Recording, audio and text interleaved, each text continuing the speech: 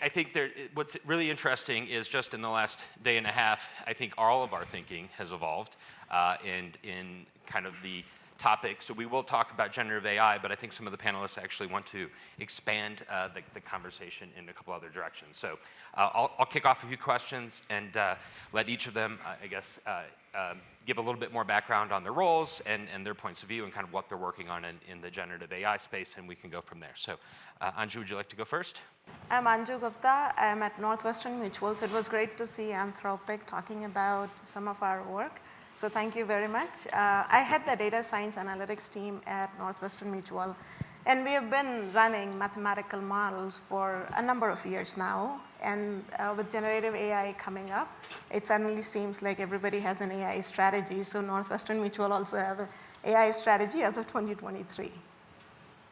Hi, I'm Dr. Misty. I currently work for a company called Datalytica, where I work as a Chief Technology Officer. Datalytica, it has both a service-based line of effort where we provide consulting services to different defense agencies like DARPA, the NSA, different places like that. And we also do some product development. Most of our staff is coming out of active duty service. And a lot of our staff has very exquisite cyber operations backgrounds. So we combine our superpowers and make some pretty cool tools. Awesome. Brandon. Hey, how are you? Brandon Kaplan. I'm the Chief Innovation Officer at Journey. I think some of you met my partner Kathy yesterday from Journey as well. And we're an agency that's focused on next-gen consumer experiences. So we're essentially a composite of a series of different agencies that have been brought together from their own different disciplines. And we span physical innovation, virtual innovation, and aside from being the CIO, I also run our AI experience team. So we've been doing AI-powered experiences, natural language-powered experiences for Fortune 500 brands for the last 7 years. And obviously in the last 12, 18 months, there's been a steep interest in how do we evolve that into large language model-based experiences. How does that evolve with generative AI? So we've been helping clients get educated and stand up programs and initiatives around these technologies. Thank you for having me. Awesome, thank you. Phil? Hey folks, yeah, Phil Fersht. I'm the founder, CEO of HFS Research. We're around 13 years old now. We're still the new kid on the block in the analyst industry, so what does that tell you about that? Yeah, we cover the transformation of business operations and how they are invented and improved with technology.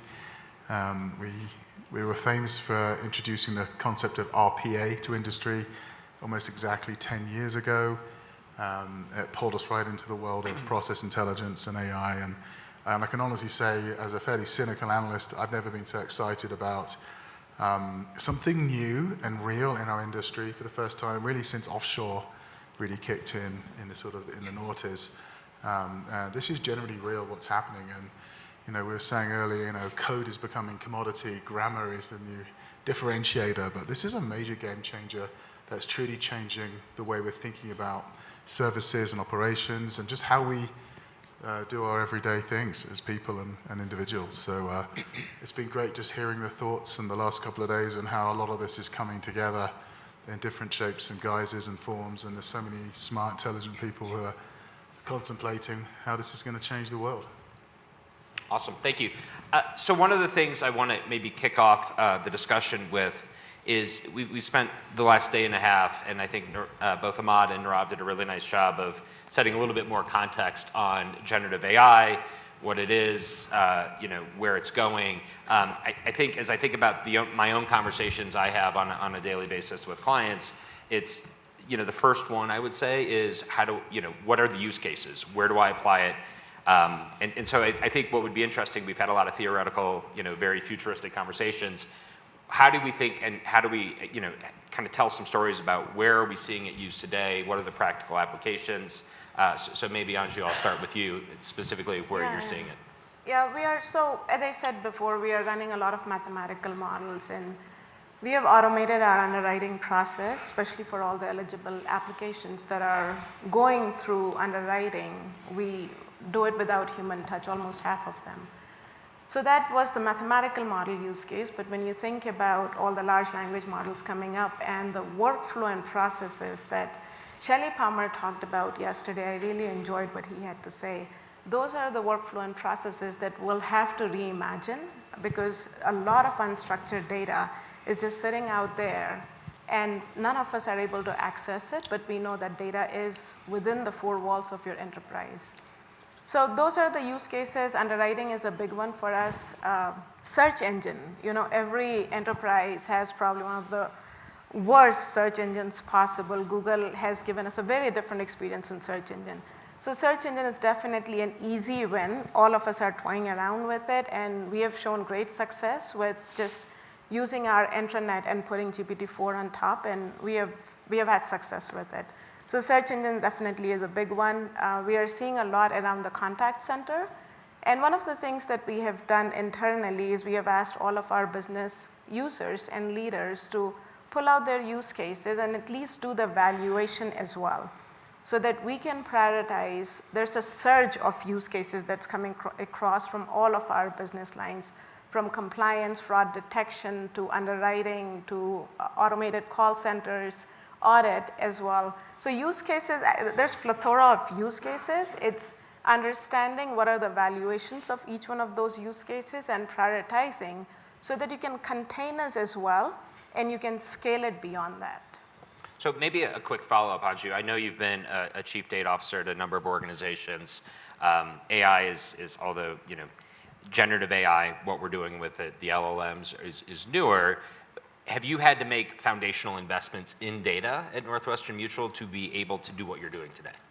Absolutely. I've got my chief data engineer sitting here, but significant investment on data foundations. And one thing I'll tell you, and I'm sure Jeff will tell you that is not easy. That is one of the hardest things each of the enterprises is doing today, but it is more than ever critical to get that right. And that will, if anything, that will differentiate a company. That will be the data foundations, and enabling the unstructured data with annotations possible to unlock your value proposition with large language model will be key.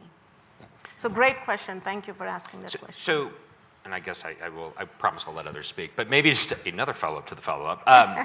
Have you, just in the last 6 months, have you thought about data governance, data stewardship, and how you manage the data for using it as a future asset? Are you changing policy? Are you thinking about it differently as a result? Yeah, so yes, data governance, data stewardship. We've got all the tools and tech that one needs to have systems in place to do that. The policy is something that enterprise is definitely thinking about and coming out with. So we also put our policy together. One line is you can't use ChatGPT, period. Right? Awesome. But that's the policy that every enterprise is hunkering down right away, right? But that's not the answer, that's not the solution. So yes, we are looking at what will be the data governance, unstructured data is a key, and annotation will be key as well, which needs to be tied in with the data governance. So we'll have a lot of work that will go in there for sure. Awesome. So Misty, your background's fascinating, as the folks heard in your introduction. Specifically, the places that you're thinking about generative AI, both the application and the securitization of that. Where are you seeing that going, kind of within in kind of the entities that you're working with? So it's so new. We really haven't seen a lot within the government agencies that I work in of widespread adoption of generative AI. And I think a lot of that comes down to the security issues and the concerns about using some of these large language models. But there most definitely is applicability when it comes to the co-pilot, the creative content. I love some of the discussions that's been going on this week in terms of using generative AI to help with programming. That's as your co-pilot, as your programming. But also in terms of storyboarding, when we look at how we're going to articulate the value proposition of a particular idea that a researcher might have, they might not be someone who is used to communicating or even has that marketing background. They might be deep in the weeds when it comes to the development of the algorithms or the pseudocode or whatever it is. But if you use something like a generative AI capability, it really helps you articulate that value proposition for the end user that you ultimately want to align your ideas to. And that has been extremely powerful, especially when I see the plugins that are coming out with ChatGPT 4, and probably some of the others have some just as equally fantastic capabilities to do illustrative storyboards for you. That's just amazing. Awesome. Yeah. So, Brandon, you had a great story on some approaches that you were thinking through on how to get kind of, answering that, I guess, initial question of where are my use cases, where do I get started, right? I'd love your perspective on how you're helping and thinking about with organizations, especially in a creative context, how to actually start thinking about where to apply Gen AI in the enterprise. Yeah, it's interesting. A lot of the clients that we're working with are CMO types, CDO types. So more than often we're brought in to think about consumer experience, marketing, commerce, those kind of front of house type of experiences, and how can generative AI improve that or scale that or drive that. And so, the clients often come in with hopes and dreams and ideas, and the use cases that really make it to the forefront are coming through these discovery sessions and getting people hands-on and playing with the tools. A lot of people say, yes, I've used this tool, I've used that tool, but it's until they get their hands really on it that they see how this could potentially impact their business. So there's a wide range of use cases that are coming out of these types of sessions. 3 that we're seeing come up time and time again that are interesting. First being that everybody believes that they should have their own custom branded version of a ChatGPT or a Claude. And in many instances, that does make sense. If they have the right consumer base, the right use cases, the right data lake, and we can create something that's really personalized and custom, and it really elevates the experience, there's a really great value, and we're exploring use cases in many different industries there. The second is largely around content. And so we sit down with clients and we say, what are some of the biggest challenges that you have? And it's often around content and scale and addressable media and how do they produce that. And we say, well, what would it take for you to be producing your content in 15 new languages and 7 different rich media types and making it more accessible and thinking about different ways to slice it and put it into different formats? And the response is often, well, we can't. We don't have the human resource for that.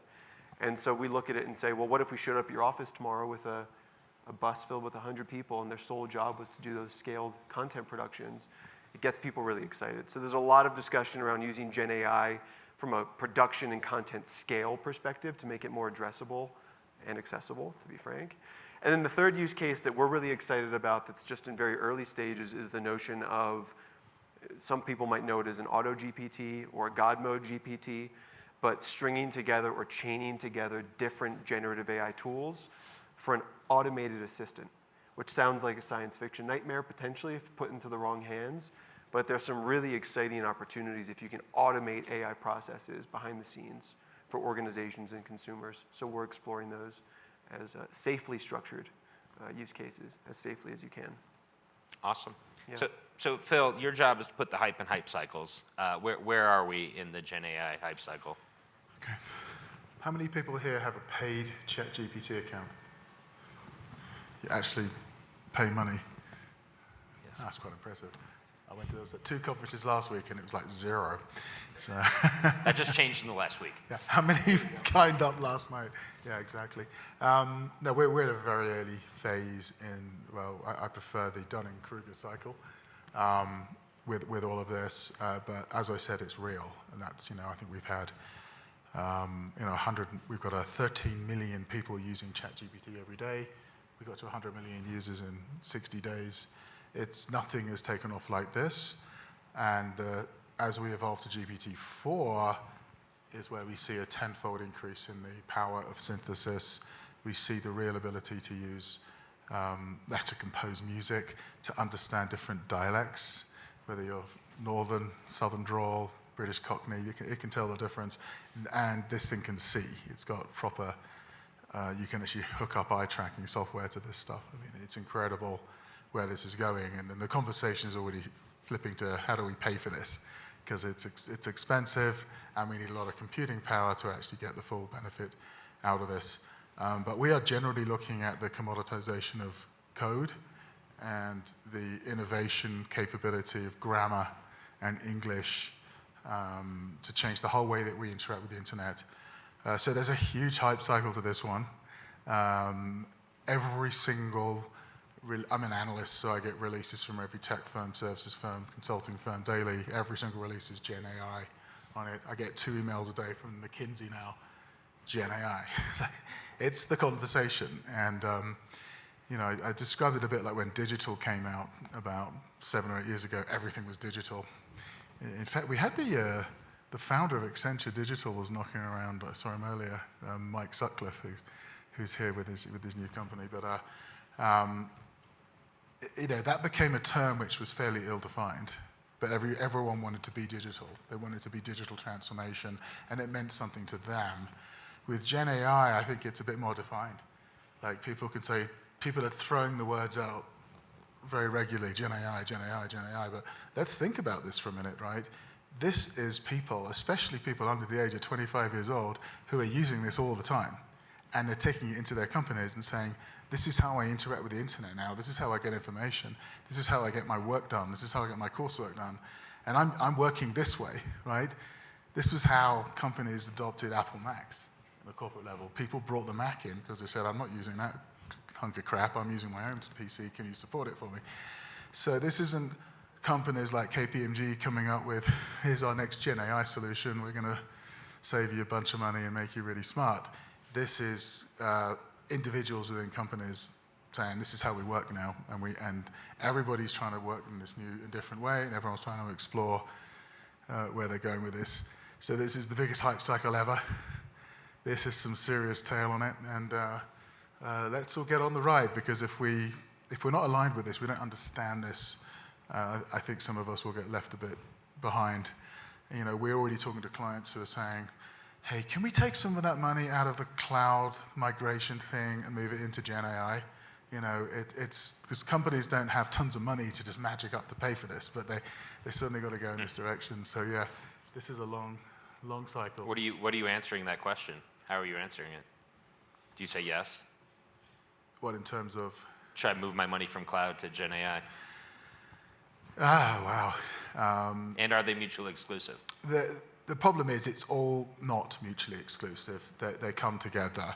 And I actually think Gen AI, the good thing about Gen AI is it's opening a whole new conversation. And it's made companies realize, if we want to take advantage of this, we've got to fix our data structure here. We've got to centralize data there. We've got to operate in the cloud and stop moving crap into the cloud that we have to pull back again. So yeah, we can move some money around, but Gen AI is opening up a whole new conversation for changing and reinventing the business that we're in. If I can add a little Please. bit there, is, I've been in the AI space for past 15 years. And, in 2012, we saw a little bit of hint of deep learning with Jeff Hinton coming in.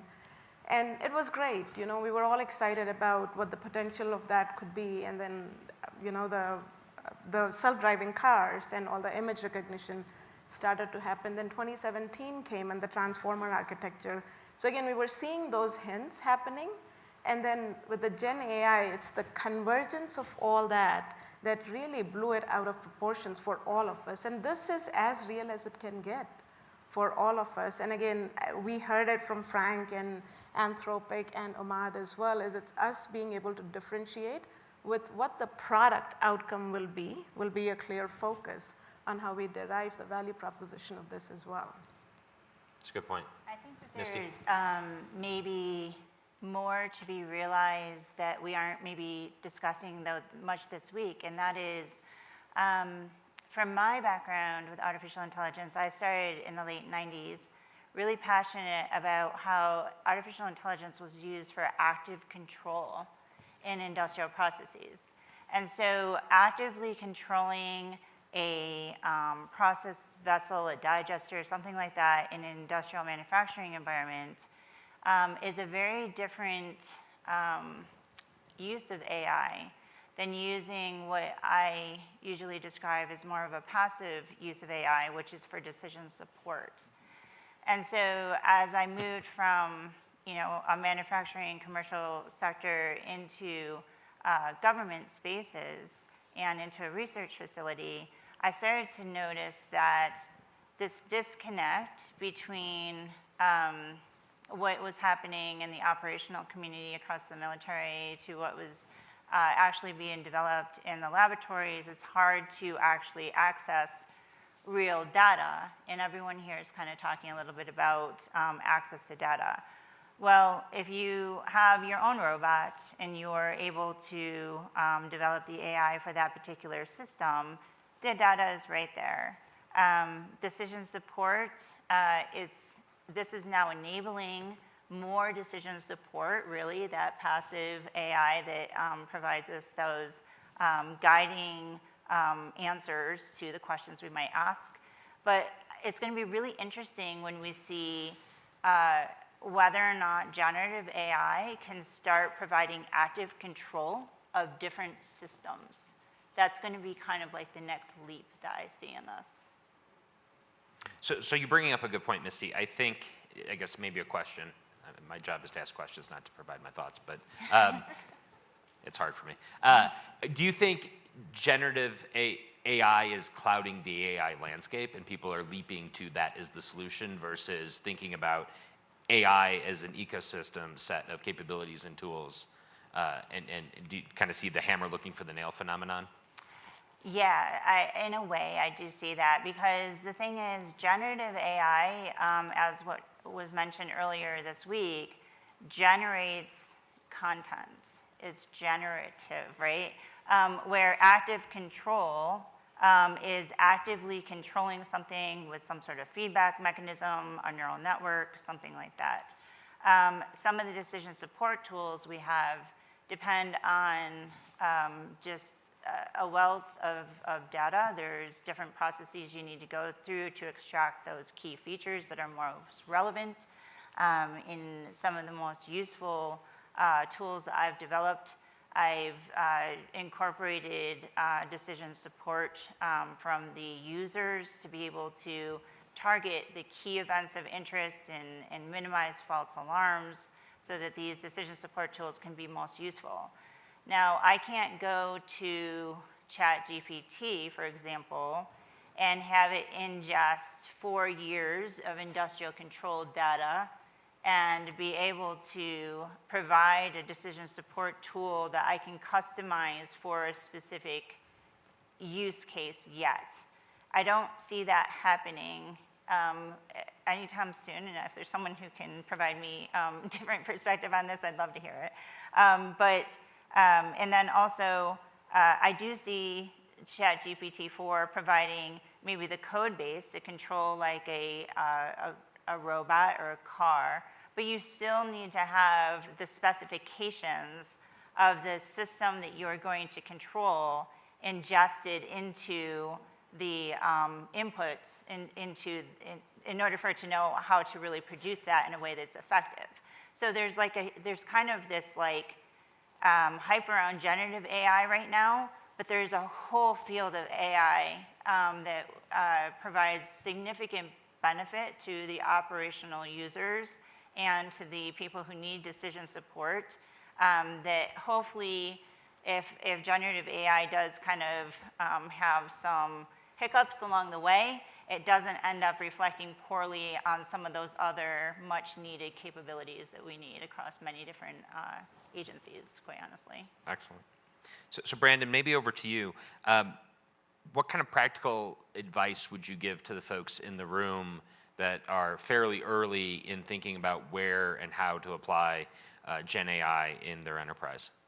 Yeah, I think it's a build on what you all were just talking about. We hear a lot from clients or partners, or just people talking about the subject matter and saying, well, are you now putting together an AI strategy? The answer is, well, yeah, we've had an AI strategy for a decade, and we've been working on different facets of how AI could influence a business, whether it's generative AI or discriminatory AIs that are labeling things and helping decisions get made. As it relates to generative AI, it is this new kind of swath of tools and technologies that fit into the AI ecosystem. And by nature, they are tools that allow us to generate things. So that could have marketing implications, that could have enterprise implications. And what we're recommending to the partners that we're working with is to first get as educated as you possibly can. You can't make a decision on what tools you're going to leverage or what approaches you're going to take until your shoulders are really squared and you really understand what you're talking about. So it can't just be an idea that's spun up over a lunch and learn or over a side discussion. We really recommend that people go through the process of bringing the tools in and going through education and speaking with as many people as you can, getting your hands on keyboards, something that we've been calling AI petting zoos, and getting people really touching the technologies, and then coming back together over and over and over again, and then deciding, now, where are the use cases that can most impact our business and our audiences and our consumers and make the best impact? And it's not just technology for the sake of technology, it's an informed decision that you're making because you've been educated and you've played with these tools. Yep. And by going through that process, you actually identify the blind spots that you wouldn't have known that you had, whether it's risk or security or IP protection, whatever it might be. So our recommendation is kind of go through trial by fire, get your hands in there and play, and then the ideas will come to you, and then you can vet if they're viable or not. So, love the concept of the AI petting zoo. I think we can all take that back, right? Follow up to that, if you look at, I would say, the prior wave hype cycle about 5 years ago on AI, it met some resistance in a couple different areas, right? There was a global pandemic that kind of distracted the world for a bit as well in there. But how much do you think, I think the technology is going to likely move faster than most corporate enterprises are going to adopt it, right? But do you think the adoption is going to move faster, on the fact that was referenced several times throughout the discussions today? When your kids are using it, your mom understands the concept, right? Because generative AI is something that everyone is starting to experience, including corporate leadership, do you think that's going to accelerate the pace of change here? Yeah, I mean, for us, the irony of it is this is actually a GUI discussion. It's a user interface discussion. And there's been AI available to us for over a decade in many different facets.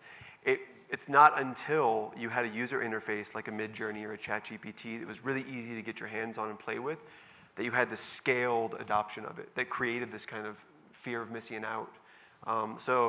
And we see that user interface even further evolving. ChatGPT essentially looks like DOS, right? But it's not this like beautiful interface that people are getting dashboards back and really great images that you can actually utilize in your business. So long as the graphic interface is evolving more quickly, you're just going to see more and more and more adoption. That's kind of the race. Is that something you think is going to happen in the next several months, right? We're going to move beyond the prompt to a better creative design concept for how it's happening already. I mean, you have platforms like Perplexity that is prompt-based, but the interface that you get back is really compelling. And this is something that we've talked about where you might have had an adoption hiccup in crypto. I got to get a coin, I got to get a MetaMask, I have to swap it back. It's like, no, I just go to ChatGPT, I type it in, I get what I wanted back. There's a simplicity to that drives adoption, and then underneath it, there's a real utility that actually makes it a value. So it's an interface race. So Phil, I think you have a great perspective given your role.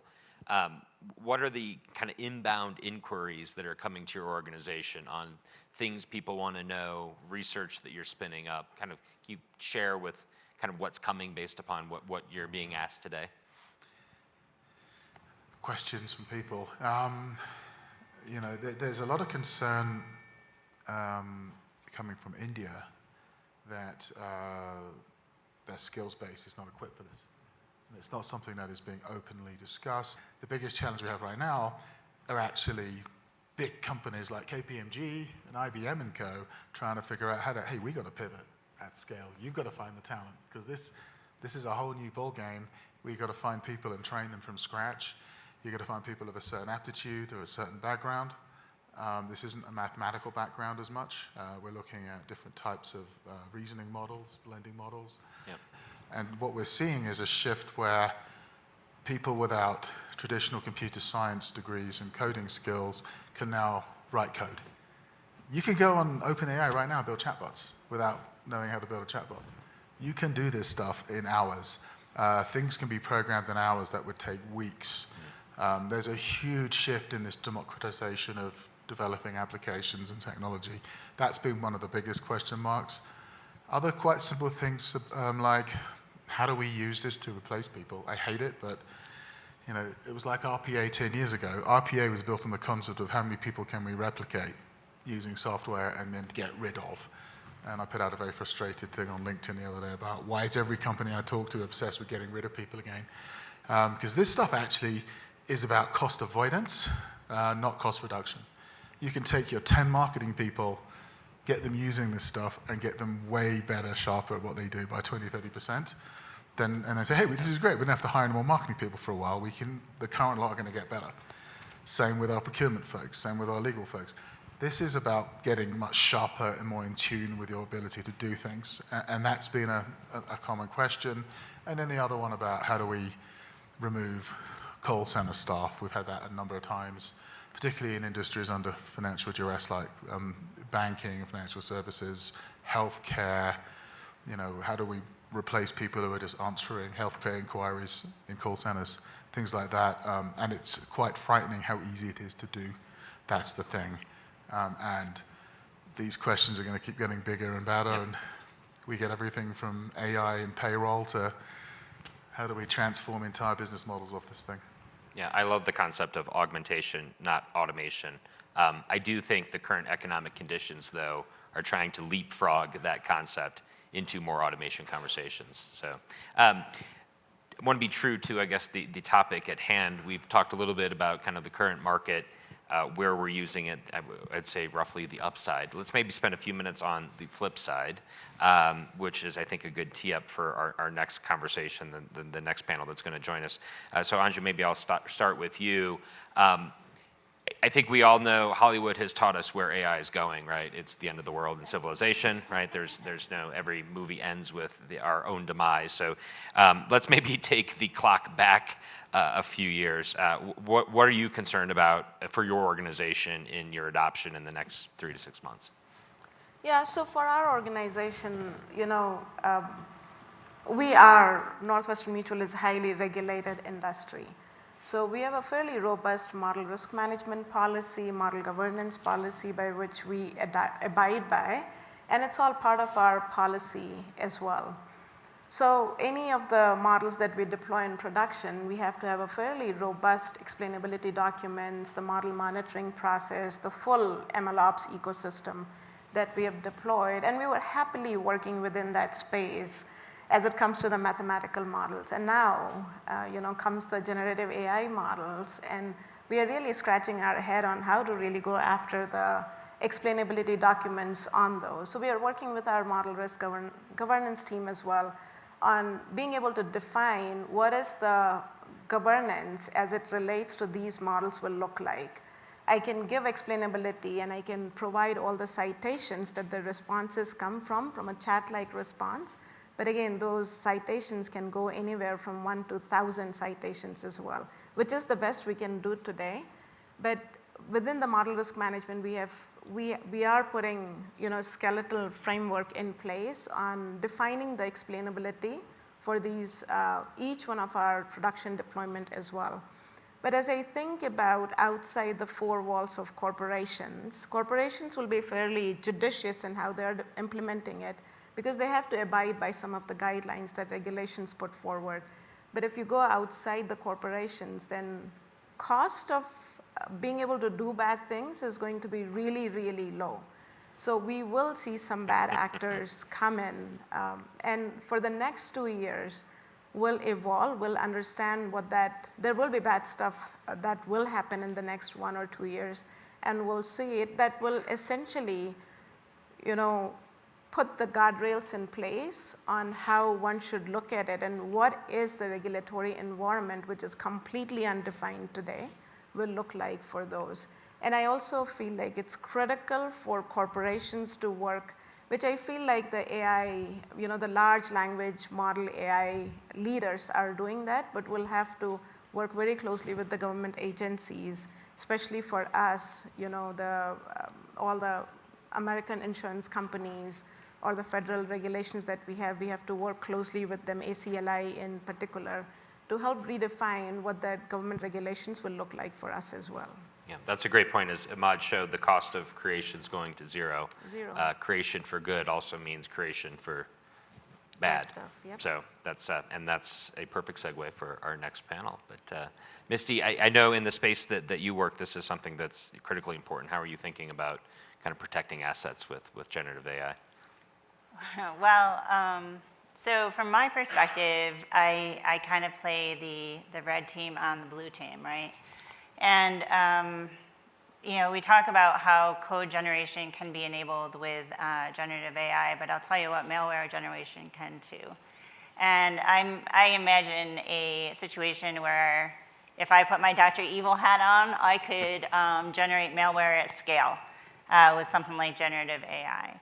And so you might say, well, hey, put the constraints on it, don't let me do that. Well, you know what, we're working right now on kind of some unique capabilities where we can black box reverse engineer AI systems.